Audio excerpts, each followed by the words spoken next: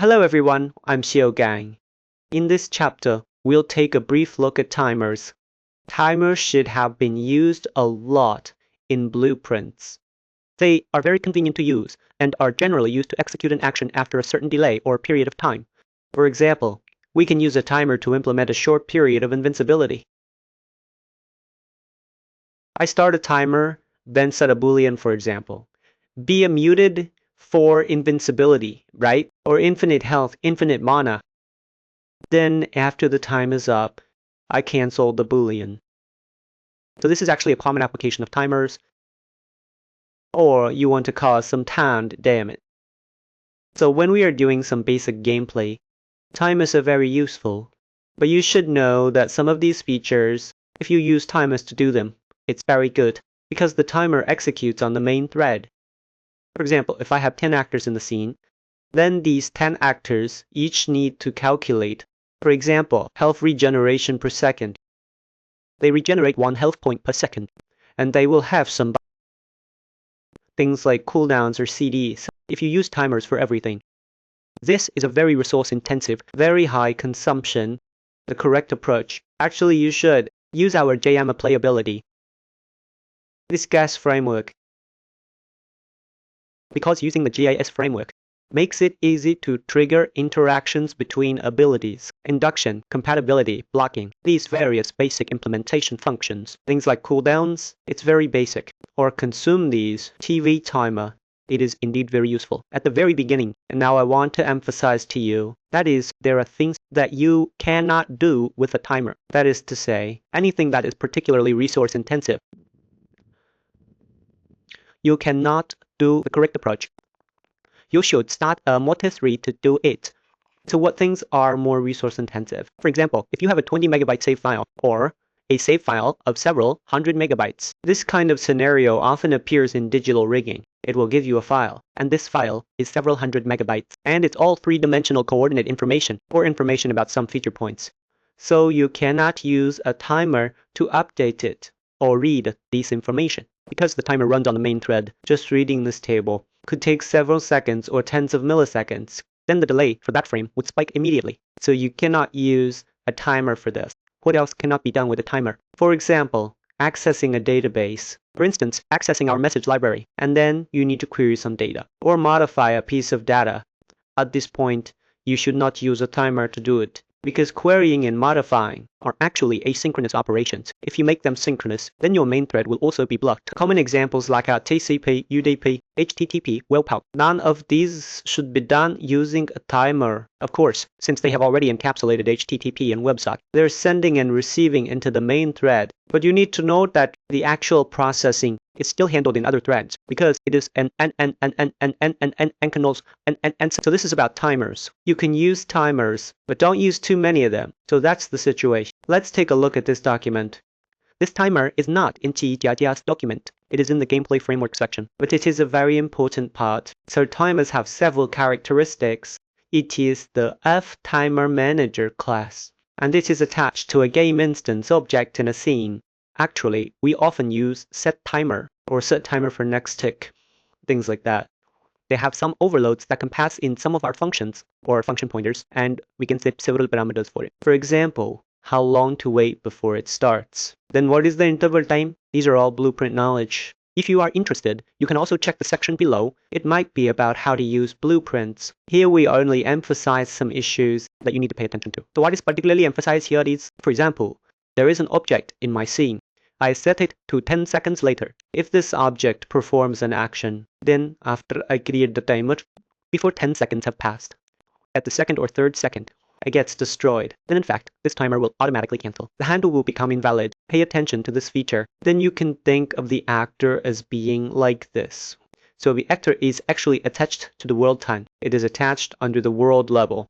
This is one of its characteristics. So if you switch maps, then actually all the timers in this map will be completely shut down. So actually, you must also pay attention to this kind of operation regarding the timer. And if you want your timer not to be affected by the lifecycle of objects in the scene, then you can attach it to the game instance. On the game instance, it can also obtain the timer management device. So this is a global timer. Then it can perform some calls that have no correlation or dependency on specific scenes or objects. So here you need to understand that you can set timers at the word level or at the level. You can also set timers on the game instance. For example, you can track how much time the game has been running. In the world scene, for this level, it's phase 1, phase 2, and be done using timers. But once you switch levels, such timers will no longer be valid. Okay, regarding timers, it mainly triggers our world. So actually, when you pass it, you can bind many types. For example, our standard C++ function pointers. What is a function pointer? It is a pointer that points to a function. You can use this pointer to call that function, and the TFunction object is our UFunction. It is what we often bind, or with these delegates. We haven't covered that yet. We will cover smart pointers later. When we get the delegates, it will gradually come up, because we are about to cover it soon. We are just going over the timer first, because it is used extensively in blueprints in our CR+. We don't tend to use this thing.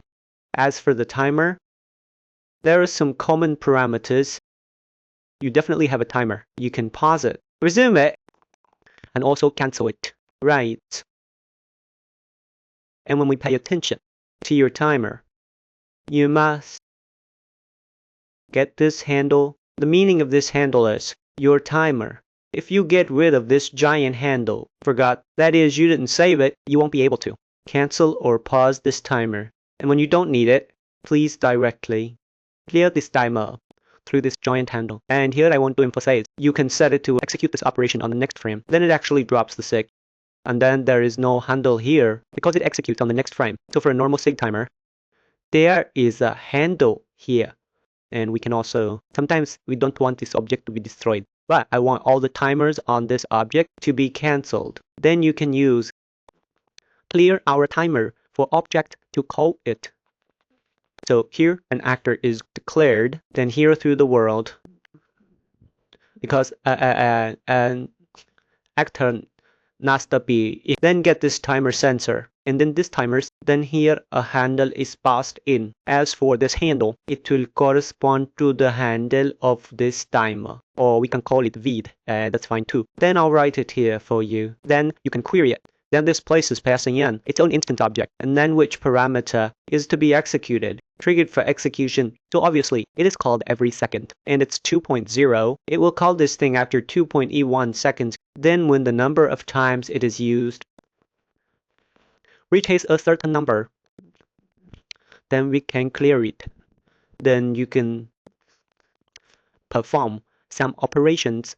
So what you're paying attention to is, if you in this place plug in a timer, actually, if it's less than or equal to 0, this data, the process should lightly jump. Then for this timer, you can obviously also pause it or resume it. Yeah, then for pausing and resuming, you can also query the time within it. Obviously, you can determine whether it is active in such ways.